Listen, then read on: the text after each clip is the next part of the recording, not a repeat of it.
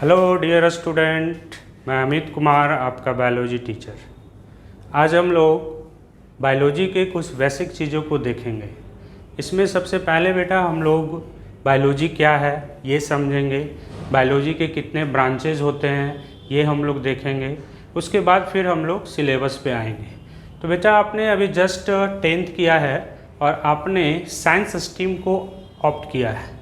तो बेटा सबसे पहले तो हम लोग को ये समझना चाहिए कि ये साइंस होता क्या है। तो सबसे पहले हम लोग समझेंगे कि साइंस है क्या, व्हाट इज़ साइंस, और इसके कौन कौन से ब्रांचेज होते हैं। और फिर हम लोग देखेंगे बेटा कि बायोलॉजी क्या है और उसके कितने ब्रांचेज होते हैं। तो बेटा जब हम लोग साइंस की बात करते हैं तो साइंस की जब हम लोग बात करते हैं तो ये जो साइंस वर्ड है बेटा एक लैटिन वर्ड से इसका डेरिवेशन हुआ है और वो लैटिन वर्ड्स का नाम है साइंटिया। और साइंटिया का मतलब होता है बेटा नॉलेज, टू नो, चीज़ों को जानना, चीज़ों को समझना। तो किसको जानेंगे हम लोग? तो नेचुरल ऑब्जेक्ट को जानेंगे। और नेचुरल ऑब्जेक्ट यानी कि जो नेचर्स में है, तो आप जानते हो कि नेचर्स में दो ही चीज़ है, या तो नॉन लिविंग थिंग्स हैं या फिर क्या है, लिविंग ऑर्गेनिजम्स हैं। तो बेटा जो नेचर्स में ऑब्जेक्ट हैं, जो नेचुरल ऑब्जेक्ट है, उसको जानने के लिए हम लोगों को क्या करना पड़ेगा? तो सबसे पहले ऑब्जर्वेशन करना पड़ेगा। फिर क्या है, हम लोग उसका एक्सपेरिमेंट करते हैं और फिर हम लोग कहते हैं कि दिस थिंग्स ये, ठीक है। तो बेटा अगर इसको हम लोग डिफाइन करें कि साइंस है क्या, तो science is dynamic and organized knowledge of natural object which is gained by observation and experimentation। कि जब हम लोग ऑब्जर्वेशन और एक्सपेरिमेंट के थ्रू जब हम लोग नेचुरल ऑब्जेक्ट को जानते हैं तो वो क्या है, साइंस है। अब बेटा साइंस को 3 पार्ट में क्लासिफाइड किया जाता है, natural science, social science and abstract science. अगर हम लोग सोशल साइंस की बात करें तो आप पढ़ते आ रहे होंगे कि सोशल साइंस मीन्स कि हम लोग सोसाइटी की स्टडी करते हैं, सोसाइटी के बारे में जानते हैं। उसके एग्जाम्पल्स हैं बेटा, इसमें हम लोग क्या पढ़ते हैं, तो सिविक्स पढ़ते हैं, आपने पढ़ा होगा, हिस्ट्री पढ़ते हैं, ज्योग्राफी पढ़ते हैं। दूसरा जो ब्रांच है बेटा एब्स्ट्रैक्ट साइंस, इसमें हम लोग कैलकुलेशन की बात करते हैं और उसका एक है मैथमेटिक्स। अब बेटा हम यहाँ पे आते हैं नेचुरल साइंस, कि नेचुरल साइंस क्या है। तो नेचुरल साइंस मीन्स कि हम लोग नेचर की स्टडी करेंगे। और अभी आपको जस्ट मैंने बताया कि नेचर में दो ही चीज़ है, living organism and non living things. बेटा नॉन लिविंग ऑर्गेनिज्म नहीं होता है, आपको जब भी बोलना है नॉन लिविंग मटेरियल बोलना है, नॉन लिविंग थिंग्स बोलना है, नॉन लिविंग ऑर्गेनिज्म नहीं होते हैं, ठीक है। तो नेचुरल साइंस के भी 2 ब्रांचेज हैं, physical science and biological science. इसी को हम लोग लाइफ साइंस भी कहते हैं, इसी को हम लोग बायोलॉजी भी कहते हैं। तो फिजिकल साइंस में हम लोग क्या पढ़ते हैं, तो बेटा हम लोग इसमें study of non living material, हम लोग जब नॉन लिविंग मटेरियल की स्टडी करते हैं तो वो फिजिकल साइंस कहते हैं। और इसके अंदर हम लोग क्या है, फिजिक्स है इसका एग्जाम्पल, केमिस्ट्री है इसका एग्जाम्पल, जियोलॉजी है इसका एग्जाम्पल। बेटा आपने जब फिजिक्स पढ़ा होगा, केमिस्ट्री पढ़ा होगा, तो कहीं भी सेल्स की बात नहीं हुई होगी, कहीं भी टिश्यू की बात नहीं होगी या कहीं एनिमल्स प्लांट्स की बात नहीं हुई होगी, आप नॉन लिविंग मटेरियल्स की ही बात हुई होगी। जैसे आपने फिजिक्स पढ़ा होगा तो इसमें फोर्स पढ़ा होगा, वर्क के बारे में पढ़ा होगा, एनर्जी के बारे में पढ़ा होगा, ठीक है। केमिस्ट्री आपने पढ़ा होगा तो एटम्स, मॉलिक्यूल्स पढ़े होंगे, ये सारे क्या हैं, नॉन लिविंग मटेरियल्स हैं। बायोलॉजिकल साइंस की बात करें बेटा या लाइफ साइंस की बात करें तो इसमें हम लोग स्टडी किस चीज़ की करते हैं, लिविंग मटेरियल्स की स्टडी करते हैं और इसी को हम लोग बायोलॉजी भी कहते हैं। तो बेटा अब आपको पता चल गया कि बायोलॉजी कहाँ से आया। तो बायोलॉजी किसका ब्रांच है, साइंस का ब्रांच है। मीन्स अगर हम लोग बायोलॉजी को डिफाइन करें तो आप कर सकते हो कि biology is the branch of science which deals with the study of living organism is called biology. तो बायोलॉजी हम लोगों को मिल गया बेटा, कहाँ से आया, तो साइंस का ये ब्रांच है। अब हम लोग देखेंगे कि ये बायोलॉजी है क्या। तो अगर हम लोग बायोलॉजी की बात करें बेटा तो ये बायोलॉजी की अगर हम लोग बात करते हैं तो बायोलॉजी दो लैटिन वर्ड से बने हुए हैं। होता है बायोस का मतलब होता है बेटा लाइफ, और लोगस का मतलब होता है स्टडी। तो बेटा कितना आसान है, इसको अगर हम लोग डिफाइन करें तो हम लोग सिंपली लिख सकते हैं कि study of living organisms is called biology. कि जब हम लोग लिविंग ऑर्गेनिज्म की स्टडी करते हैं तो वो हम क्या कहते हैं, इसको बायोलॉजी कहते हैं। अब ये ऑर्गेनिज्म क्या है, तो ऑर्गेनिज्म में प्लांट्स भी आएंगे, एनिमल्स भी आएंगे, माइक्रोब्स भी आएंगे। तो ऑर्गेनिज्म का मतलब आपको सिंपली समझना है कि एनीथिंग कॉन्टेनिंग लाइफ, जिसमें भी लाइफ है। अगर ये व्हाइट बोर्ड में भी लाइफ आ जाए ये भी ऑर्गेनिज्म होगा, इस पेन में भी लाइफ आ जाए ये भी ऑर्गेनिज्म होगा। तो आपको ऑर्गेनिज्म का मतलब सिंपल पता होना चाहिए, anything containing life is called organism. तो जब हम लोग ऑर्गेनिज्म की बात करेंगे, अब पूरे बायो में हम लोग ऑर्गेनिज्म की बात करेंगे, तो जब भी ऑर्गेनिज्म की बात होगी बेटा तो इसमें आपको समझना है कि प्लांट्स, एनिमल्स, माइक्रोब्स सभी की बात हो रही है। ठीक है, अब देखो बेटा सबसे पहले ये जो टर्म बायोलॉजी है, ये दो साइंटिस्ट थे, इनके द्वारा दिया गया। एक थे बेटा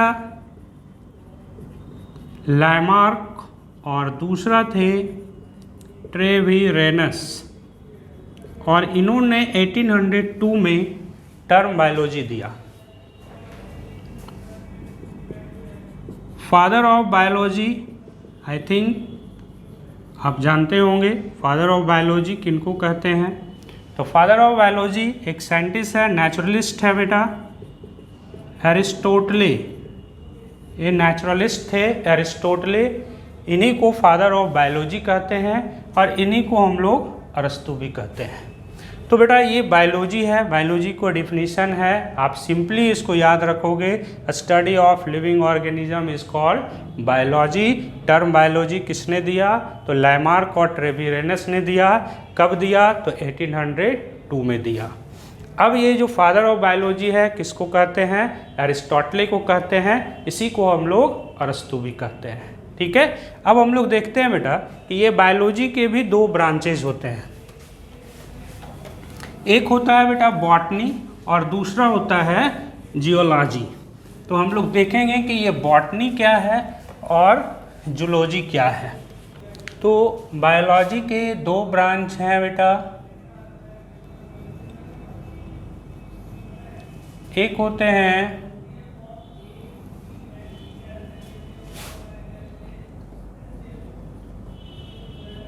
बॉटनी, इसी का एक टेक्निकल नाम है फाइटोलॉजी, और दूसरा जो होता है वो है जूलॉजी। अब देखिए बॉटनी और जूलॉजी क्या है ये हम लोग समझते हैं। तो अगर हम लोग बॉटनी की बात करते हैं बेटा, तो फाइटोलॉजी, फाइटोन एक वर्ड होता है, इसका मतलब है प्लांट्स, और लोगस मीन्स स्टडी। तो बेटा कितना आसान है, अगर आप इसको डिफाइन करते हो बॉटनी को, तो आप सिंपली बोलोगे कि study of plant life is called botany. Means कि हम लोग बॉटनी में केवल क्या पढ़ते हैं, प्लांट्स के बारे में पढ़ते हैं, चाहे वो हायर प्लांट्स हो या लोअर प्लांट्स हो, जितने भी प्लांट्स होंगे सभी किस में आएंगे, बॉटनी में आएंगे। तो हम लोग सिंपली इसको लिखेंगे बेटा, study of plant life is called botany.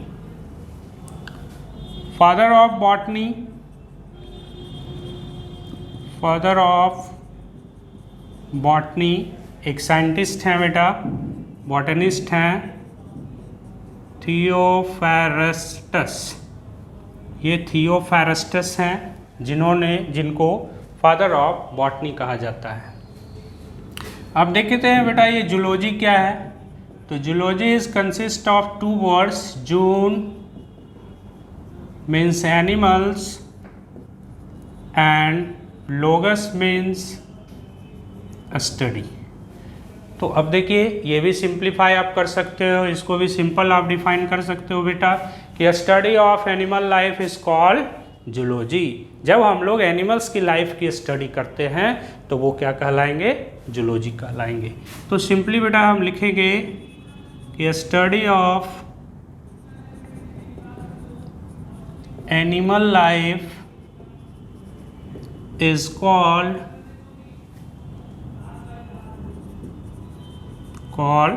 Zoology. तो एनिमल लाइफ की स्टडी करेंगे तो हम लोग जूलॉजी कहेंगे। अब बेटा आपको याद रखना है फादर ऑफ जूलॉजी। तो फादर ऑफ जूलॉजी एरिस्टोटल को ही कहते हैं, एरिस्टोटल को ही हम लोग फादर ऑफ जूलॉजी भी कहते हैं। तो बेटा आपको याद रखना है कि बायोलॉजी का दो ब्रांच होता है मेनली, बॉटनी और जूलॉजी। बॉटनी में हम लोग क्या पढ़ते हैं, तो प्लांट्स की लाइफ की स्टडी करते हैं तो वो बॉटनी कहते हैं। बेटा एक बार मेडिकल में ये आया हुआ है कि व्हाट इज़ फाइटोलॉजी। तो फाइटोलॉजी और बॉटनी एक ही है, प्लांट्स की लाइफ को ही हम लोग फाइटोलॉजी भी कहते हैं, इसी को हम लोग बॉटनी भी कहते हैं। नेक्स्ट हमने पढ़ा जूलॉजी क्या है। तो जूलॉजी क्या है बेटा कि study of animal life is called zoology, और फादर ऑफ जूलॉजी हम लोग एरिस्टोटल को कहते हैं। ठीक है, तो ये बेटा बायोलॉजी के दो ब्रांचेज हैं। अब बेटा ये बॉटनी और जूलॉजी को भी डिफरेंट ब्रांचेज में बांटा गया है, और आपका 11th का सिलेबस जो मैंने प्रीवियस लेक्चर में बताया कि 11th में हम लोगों को क्या क्या पढ़ना है, तो आपको मैंने बताया था बेटा कि हम लोगों को 5 यूनिट पढ़ना है, और वो 5 यूनिट बायोलॉजी के 5 ब्रांच हैं। तो बेटा हम लोग सिलेबस को भी समझते हैं कि उसमें कौन कौन से ब्रांचेज हैं, उसमें हम लोग को क्या क्या पढ़ना है। तो अब हम लोग का हेडिंग होगा बेटा ब्रांचेज ऑफ बायोलॉजी। अब ब्रांचेज ऑफ बायोलॉजी में बेटा सबसे पहला जो यूनिट है आपका, वो पहला यूनिट है, इसको हम लोग कहते हैं बेटा टैक्सोनॉमी। यानी कि 11th का जो फर्स्ट यूनिट है डाइवर्सिटी इन लिविंग वर्ल्ड, इसी का एक बायोलॉजी का एक ब्रांच है बेटा जिसका नाम होता है टैक्सोनॉमी। ठीक है, अब बेटा ये टैक्सोनॉमी क्या है ये हम लोगों को समझना है। जैसे अगर आप पूछो सर अभी आप क्या पढ़ा रहे हो, तो मैं बोलता हूँ बेटा कि अभी आपका टैक्सोनॉमी चल रहा है, तो अब ये आप कन्फ्यूजन में पड़ जाओगे कि भाई बायोलॉजी तो सुने थे, ये टैक्सोनॉमी क्या है। तो बेटा टैक्सोनॉमी एक बायोलॉजी का ब्रांच है जिसमें हम लोग प्लांट्स या एनिमल्स या जितने भी तरह का लिविंग ऑर्गेनिज्म है उसको अरेंज करते हैं, उसके सिमिलरिटीज़ और डिसिमिलरिटीज़ के आधार पे अलग अलग ग्रुप में हम लोग रखते हैं। तो उसी को हम लोग क्या कहते हैं, टैक्सोनॉमी कहते हैं। तो टैक्सोनॉमिक वर्ड ये लैटिन वर्ड है बेटा टैक्सिस, इसका मतलब ही होता है अरेंजमेंट, और एक वर्ड है बेटा नोमस, इसका मतलब होता है रूल या लॉ। अगर इसको हम लोग डिफाइन करें बेटा तो हम लोग सिंपली डिफाइन करेंगे टैक्सोनॉमी को कि study of identification, nomenclature and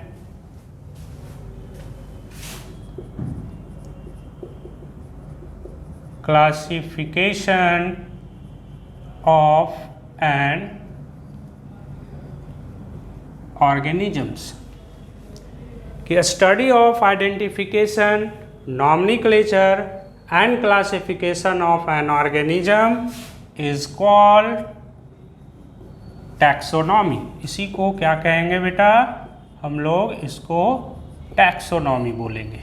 तो टैक्सोनॉमी का मतलब क्या है कि जब कोई भी लिविंग ऑर्गेनिज्म का आइडेंटिफिकेशन की स्टडी करेंगे, उसको एक प्रॉपर नाम देंगे बेटा। जैसे आप सिंपली समझो कि मेरे को एक ऑर्गेनिज्म मिला, ठीक है, और ये हम लोग नहीं जानते हैं ये क्या है, लेकिन ये हम लोग को देख के पता चल रहा है कि this is a living organism, ठीक है। तो सबसे पहले हम लोग इसका क्या करेंगे, आइडेंटिफिकेशन करेंगे। क्या है ये, आइडेंटिफाई मैंने किया कि ये प्लांट्स है, ठीक है। अब प्लांट्स के बहुत सारे कैरेक्टर को दूसरे प्लांट से हम लोग क्या करेंगे, मैच करेंगे। इसके लिप्स देखेंगे, इसके स्टेम देखेंगे, इसके फ्लावर्स देखेंगे बेटा। अगर किसी दूसरे प्लांट से मैच करता है, ठीक है, तो उसके सिमिलरिटीज और डिसिमिलरिटीज़ के आधार पे हम लोग इसका क्या करेंगे, क्लासिफिकेशन करेंगे और एक प्रॉपर क्या देंगे, हम लोग नाम देंगे, नॉमिनक्लेचर देंगे, गिविंग अ प्रॉपर नेम, ठीक है। अब नेम दे दिए, अब इसको किस ग्रुप में रखना है, क्या ये फल देने वाला है प्लांट्स, क्या ये फूल देने वाला है प्लांट्स, क्या नॉन फ्लावरिंग प्लांट्स है या फ्लावरिंग प्लांट्स है। अगर फ्लावरिंग प्लांट्स हैं तो इसको एंजियोस्पर्म में रखेंगे बेटा। तो इस तरह से हम लोग study of identification, nomenclature and classification of organism को ही हम लोग क्या कहते हैं, टैक्सोनॉमी कहते हैं। तो बेटा अब आपको ये क्लियर हो गया कि टैक्सोनॉमी में हम लोगों को क्या पढ़ना है, ठीक है। तो आप जानते हो बेटा कि हमारी डाइवर्सिटी बहुत ही लार्ज स्केल में है, अर्थ पे इनॉर्मस डाइवर्सिटी है, ठीक है। 1.7 to 1.8 मिलियन अभी तक नॉन ऑर्गेनिज्म है, जिसके बारे में ऑलरेडी हम लोग जानते हैं। तो बेटा इतना बड़ा जो ऑर्गेनिज्म का नंबर्स है, इसको हम लोग क्या किए हैं, सिमिलरिटीज़ और डिसिमिलरिटीज़ के आधार पे हम लोग क्या किया है, अरेंज किया है, सिस्टमैटिक उसका अरेंजमेंट किया है कि कौन सा एनिमल्स होंगे, कौन सा प्लांट्स होंगे, प्लांट्स में भी ये किस तरह का प्लांट्स है, एनिमल है तो किस तरह का एनिमल्स है। ये सब कुछ हम लोग किस में पढ़ेंगे, टैक्सोनॉमी में कहेंगे। तो 11th का जो पहला यूनिट है बेटा वो क्या है, टैक्सोनॉमी है। अब दूसरा जो यूनिट आपको पढ़ना है बेटा, इसको हम लोग कहते हैं मॉर्फोलॉजी। अब देखो ये जो मॉर्फोलॉजी वर्ड है ये दो लैटिन वर्ड से बना है। एक होता है बेटा मॉर्फी, मॉर्फी का मतलब होता है फॉर्म या स्ट्रक्चर, और एक बेटा होता है लोगस, मीन्स स्टडी। तो देखो कितना आसान है, मैंने पहले ही बोला है कि बायोलॉजी को रटना नहीं है, आपको बायोलॉजी को समझना है। अब देखो बेटा मॉर्फी का मतलब फॉर्म और स्ट्रक्चर, लोगस का मतलब स्टडी। तो किसका फॉर्म और स्ट्रक्चर का स्टडी करेंगे, तो बायोलॉजी का तो मतलब ही है लिविंग ऑर्गेनिज्म, लाइफ, जिसमें लाइफ है। तो सिंपली हम लोग मॉर्फोलॉजी को डिफाइन क्या करेंगे कि study of form, structure, shape, size, texture of an organism is called morphology. तो हम लोग किसी भी ऑर्गेनिज्म के उसके शेप, साइज, टेक्सचर का स्टडी करते हैं बेटा, तो वो क्या कहलाएंगे, मॉर्फोलॉजी कहलाएंगे। तो मॉर्फोलॉजी को हम लोग सिंपली डिफाइन करेंगे कि स्टडी ऑफ फॉर्म और structure of an organisms is called morphology. इसी को हम लोग क्या कहेंगे, मॉर्फोलॉजी कहेंगे। अब बेटा मॉर्फोलॉजी, ये जो मॉर्फोलॉजी है इसको हम लोग दो पार्ट में डिवाइड करते हैं कि किसी भी ऑर्गेनिज्म का जब हम लोग स्टडी करेंगे स्ट्रक्चर का, तो उसका दो होगा, एक एक्सटर्नल स्ट्रक्चर होगा और एक इंटरनल स्ट्रक्चर होगा। तो एक्सटर्नल स्ट्रक्चर की जब हम लोग स्टडी करेंगे एक्सटर्नल मॉर्फोलॉजी, और जब इंटरनल स्ट्रक्चर की स्टडी करेंगे तो इंटरनल मॉर्फोलॉजी। तो हम लोग लिख सकते हैं बेटा कि मॉर्फोलॉजी को दो पार्ट में मैंने डिवाइड किया, external and internal morphology. External morphology का मतलब क्या है बेटा, तो सिंपली आप याद रखोगे कि स्टडी ऑफ एक्सटर्नल स्ट्रक्चर, और इंटरनल मॉर्फोलॉजी का मतलब क्या है बेटा कि स्टडी ऑफ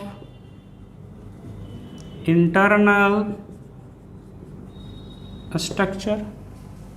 अब ये जो एनाटोमी, ये इंटरनल स्ट्रक्चर है बेटा, इसको भी हम लोग दो पार्ट में डिवाइड करके पढ़ेंगे। एक होता है एनाटोमी और दूसरा होता है बेटा histology.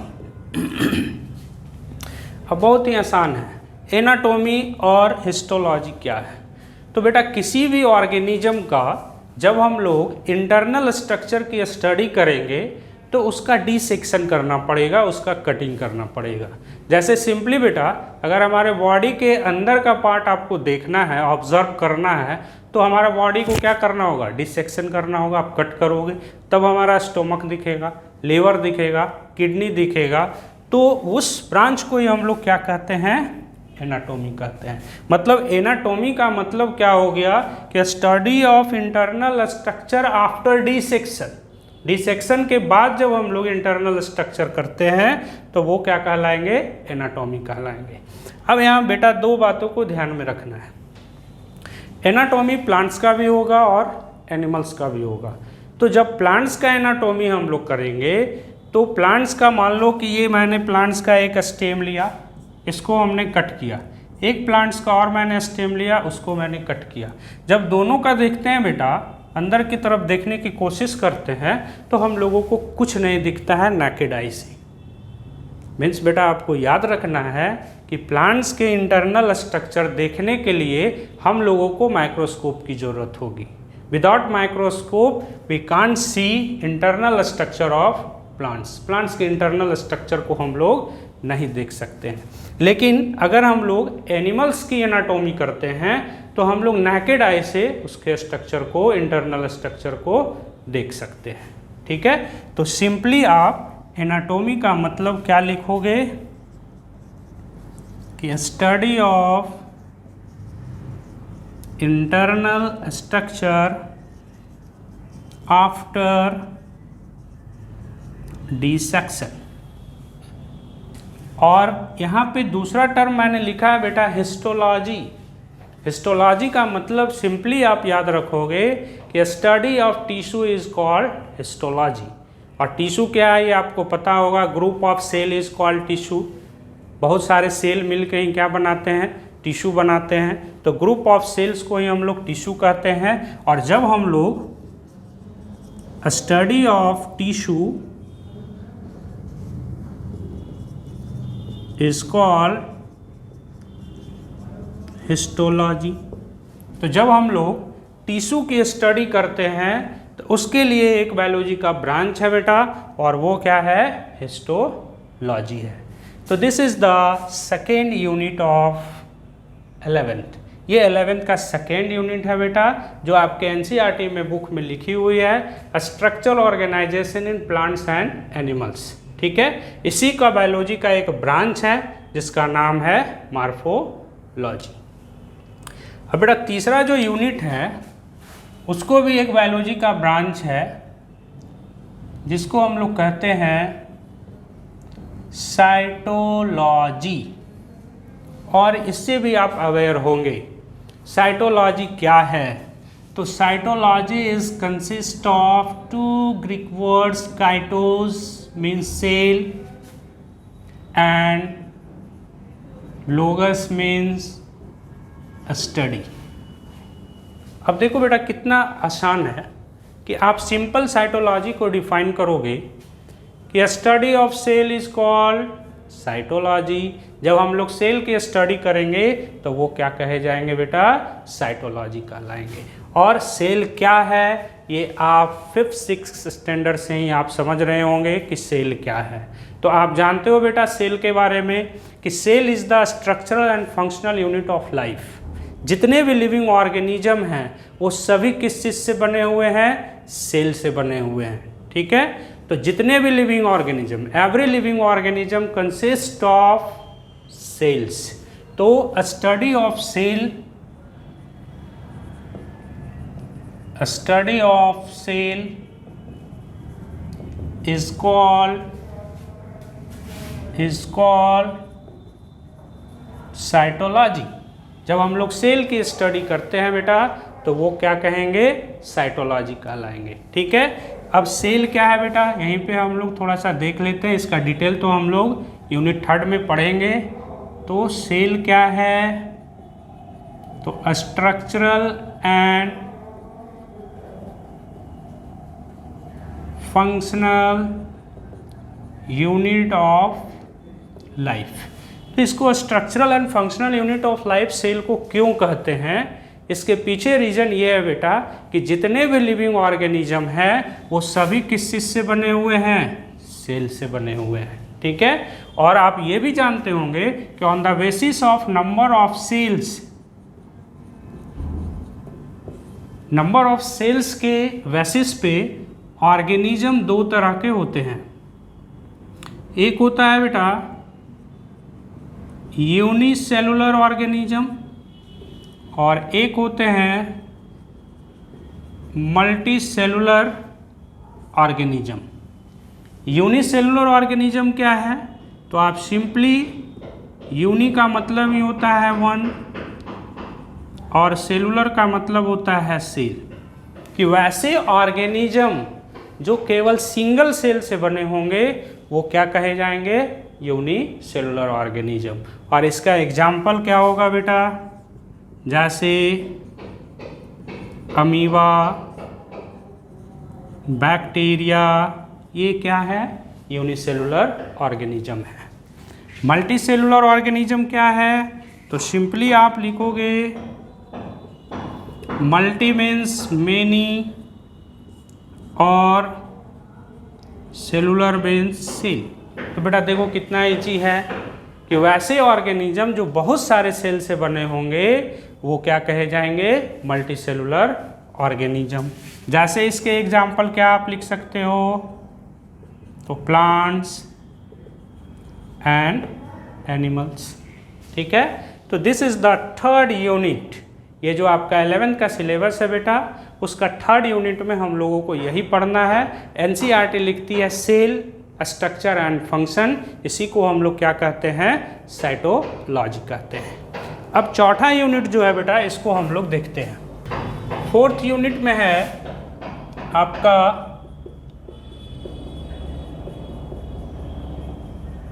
Plant physiology. Plant physiology. अब बेटा फिजियोलॉजी, ये जो वर्ड आप देख रहे हो, ये वर्ड जो आप देख रहे हो फिजियोलॉजी, फिजियोलॉजी का मतलब ही होता है मेटाबॉलिक एक्टिविटीज़, या आप और भी सिंपल रूप से समझे तो इसको हम लोग बोलते हैं फंक्शन। फिजियोलॉजी का मतलब ही आपको समझना है फंक्शन। अब देखिए बात हो रही है किसकी फंक्शन की, प्लांट्स की फंक्शन की। तो जब हम लोग प्लांट्स के फंक्शन की स्टडी करेंगे बेटा तो वो प्लांट फिजियोलॉजी कहलाएगा। ठीक है, तो सिंपली अगर हम लोग लिखें कि प्लांट फिजियोलॉजी क्या है, तो आप सिंपल वे में लिखोगे कि study of plant function is called plant physiology. इसी को हम लोग क्या कहेंगे, प्लांट फिजियोलॉजी। जैसे आप एग्जाम्पल में लिख सकते हो बेटा फोटोसिंथेसिस, आप पढ़े होंगे, रेस्पिरेशन, ट्रांसपिरेशन, ये सब क्या है, तो प्लांट्स के फंक्शन है। ठीक है, अब लास्ट यूनिट है आपका ह्यूमन फिजियोलॉजी। ह्यूमन फिजियोलॉजी, तो फिजियोलॉजी का मीन्स फंक्शन, मीन्स कि मेटाबॉलिक एक्टिविटी। तो हमारे बॉडी के अंदर बहुत सारे मेटाबॉलिक एक्टिविटी होते हैं बेटा। मेटाबॉलिक एक्टिविटी का मतलब होता है कि हमारे बॉडी के अंदर कंस्ट्रक्टिव प्रोसेस भी हो रहा है और डिस्ट्रक्टिव प्रोसेस भी हो रहा है। मतलब बहुत सारे चीज़ बन रहे हैं, जैसे प्रोटीन का सिंथेसिस होना, विटामिन्स का सिंथेसिस होना, बहुत सारे एंजाइम्स बन रहे हैं। तो ये सारा क्या है? कंस्ट्रक्टिव प्रोसेस है। लेकिन बहुत सारे चीज़ हमारे बॉडी के अंदर क्या हो रहे हैं? ब्रेक डाउन भी हो रहा है। जैसे ग्लूकोज ब्रेक डाउन होता है बेटा तो ग्लाइकोजन बनते हैं, तो उसी को हम लोग मेटाबॉलिक एक्टिविटी कहते हैं। तो ह्यूमन फिजियोलॉजी में हम लोग क्या पढ़ेंगे? तो सिंपली आपको याद रखना है कि स्टडी ऑफ ह्यूमन फंक्शन। तो ह्यूमन फंक्शन का मतलब यहाँ पे ये जनरल वर्क की बात नहीं हो रही है। मेटाबॉलिक एक्टिविटी जो बॉडी के अंदर हो रहा है, ये नहीं कि हम खाना खा रहे हैं तो ये ह्यूमन वर्क है, नहीं। यहाँ पे आपको मेटाबॉलिक एक्टिविटी जो बॉडी के इनसाइड हो रहे हैं, ठीक है। जैसे इसके एग्जांपल, जैसे आप पढ़ोगे बेटा डाइजेशन, हम लोग फूड को इनटेक करते हैं, फूड क्या होते हैं? डाइजेस्ट होते हैं। रेस्पिरेशन, हम लोग ब्रीदिंग करते हैं, रेस्पिरेशन। सर्कुलेशन, बॉडी फ्लूइड्स का सर्कुलेशन होता है हमारे बॉडी में बेटा। तो ये सारे क्या हैं? ह्यूमन फंक्शन हैं। तो ये 5 यूनिट हम लोगों को पढ़ना था बेटा, और ये 5 यूनिट बायोलॉजी का 5 ब्रांच है, ठीक है। तो अब आप ये क्लियर हो गए। अगर आप पूछते हो सर अभी क्या पढ़ रहे हैं हम लोग, तो बेटा मैं आपको बोलता हूँ कि साइटोलॉजी आपके बैच में चल रहा है। तो साइटोलॉजी का मतलब क्या, ये आपको आज क्लियर हो गया। इसका मतलब क्या है कि सर सेल के बारे में बता रहे हैं, उसके स्ट्रक्चर के बारे में बात हो रही होगी, उसके फंक्शन के बारे में बात हो रही होगी बेटा। तो this is all abouts of basics of biology. Biology की कुछ बेसिक चीज़ें थी बेटा जो मैंने आज आपको क्लियर किया, ठीक है। इसको आपको एक बार रिवाइज कर लेना है, एक बार देख लेना है। अगर आप नोट्स बनाना चाहते हो तो वीडियो को पॉज करके आप नोट्स भी बना सकते हो, ठीक है। इसके आगे जो पढ़ाना है बेटा, अब हम लोग सिलेबस पे आएंगे कि जो पहला आपका यूनिट है टैक्सोनॉमी, जिसमें पहला चैप्टर है द लिविंग वर्ल्ड, उसको हम लोग स्टार्ट करेंगे, ठीक है बेटा। Have a nice day.